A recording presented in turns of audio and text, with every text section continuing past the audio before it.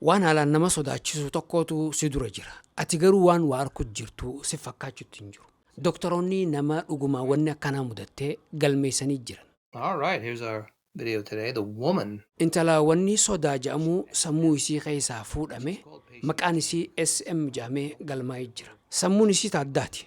Namni wanni akkanaa mudatee addunyaa tanarra hedduminaan hin jiru. Garuu dhukkuba arbaq viitaa jedhamuutu jira. Dhukkuba waan kana namatti fidu. SM dhukkuba kanaatu mudate. Arbaq viitaa dhukkuba sodaa nama keessaa baasu.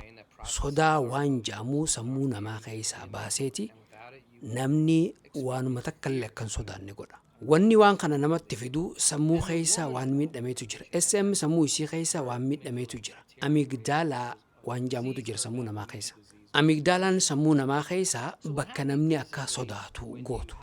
Amigdaalaan sammuu namaa miidhamte jechuun namni sodaa waan jedhamu guutumaa guututti dhiisee jira. SMs amigdaalaan isii guutumaa guututti dalagaa dhaabe. Talk to the hypothalamus over here. It's going to send signals to the hypothalamus. Sodaa waan jedhamu qaamni isii hin beeku. Sodaan ittiin dhaga'amtu. Waanuma feete osoo agarte.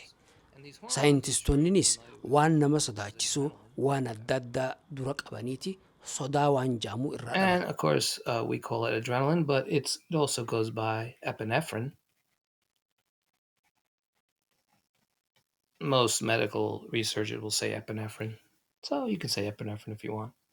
And adrenaline Suursa gabaabamee waan nama sodaachisu qabu kana hunda agarsiisaniisi homaa takka wanni surra isii godhu takkallee hin jiru. So your heart beats faster. Your blood pressure increases.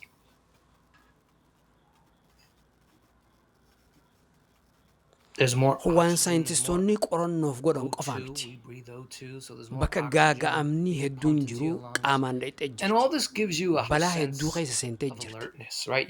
All your senses are on overdrive. So you see better, you smell better.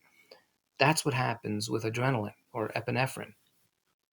Bakka nagee hin qabne dhaqxee jirti. Nama haaree hojii wal agartee jirti. Sending signals to the hypothalamus. Also, cortisol is also released. And what cortisol does is it actually goes into your stored Balaa energy, keessa your seentee glucose. jirti. Remember, Osoo if hin birra. if you do recall from my other videos, glucose is used as our primary sugar source, right? Our primary energy, we need glucose. Whatever we eat, we convert it to glucose. And so we have glucose energy reserves, and the hypothalamus will activate cortisol, and cortisol will get those energy reserves. So now we have more energy. Sodaachuu we're more namni alert, hedduun we can akka waan gad do antummaatti things that ilaala. perhaps we Namaa couldn't gad do tahuu normally. yookaan dadhabinaatti So ilaala. if your amygdala Sodaachuun isn't garuu running dadhabina right, osoo if hin it's not taane working, yookaan namaa in this gad case ta'u with osoo hin taane patient if SM, she eeggannu. doesn't have an amygdala, it deteriorated. So she's not experiencing any of this. So if she sees a tiger coming at her, she's not going to be afraid. Sodaa malee gaaga'amarraa if eeguu hin dandeessu. When researchers Balaarraa hin researchers gortu yoo did sodaa a kan hin lot of qabaanne taate. investigation on her, they found that she Bineensi held hogguu at si knife dhufe point and akkuma waan gunpoint. namni She si comes dhufu from a poor jiruutti area ilaalta malee and a very sodaan crime-ridden bineensaa area. san So si she's keessa hin been jirtu. in many situations where you would have been afraid, but she has not. She just doesn't care. Well, we didn't say she doesn't Kanaaf care. She just doesn't experience SM the fear. jireenyi isii balaadhaan And marfamee she jira. was approached at gunpoint, knife point. She's been shown spiders and snakes that most people would be afraid of.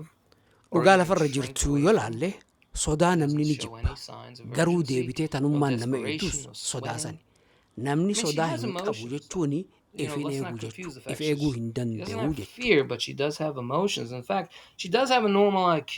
She has a good memory. Yeroo garii sodaachuu dhabuu And, hawwe. and she, Osoon the thing is, she sodaata doesn't ta'uu show fear, baadhe or she can't see jenneeti hawwe. fear in others. Faayidaa We'll go sodaan back to the qabdu picture. wallaaluu Pretend irraa that this kan is ka'e a patient jechuudha. SM. Faayidaa Just so we sodaan have something to qabdu look at. So, nama SM again, she has a arkeetu good memory. She hubata. has a good Nama IQ, SM normal arkeetu IQ. waan Just sodaan no taate fear. beeka. She can't process fear. In fact, she doesn't really. Sodaa akka diinaatti ilaalla. Sodaan garuu diinaa miti. Sodaan dinniina malee. Angry, right? So there's a difference between anger and fear. She does get angry, but if these two people, if one of these persons was patient SM, she wouldn't show any emotions about it. She wouldn't have a Sodaa problem. malee nama jabaa ta'uu hin dandeessu. Maaliif jennaan balaarra buuta. Namni bakka balaa takkaa wanni irraa if eeguuf waan sodaatuufi. Sodaan waan isa keessa jirtuuf. To understand those Yoo sodaan hin jiraanne garuu emotions was patient SM, she wouldn't show any emotions about it. She would balaa buuta.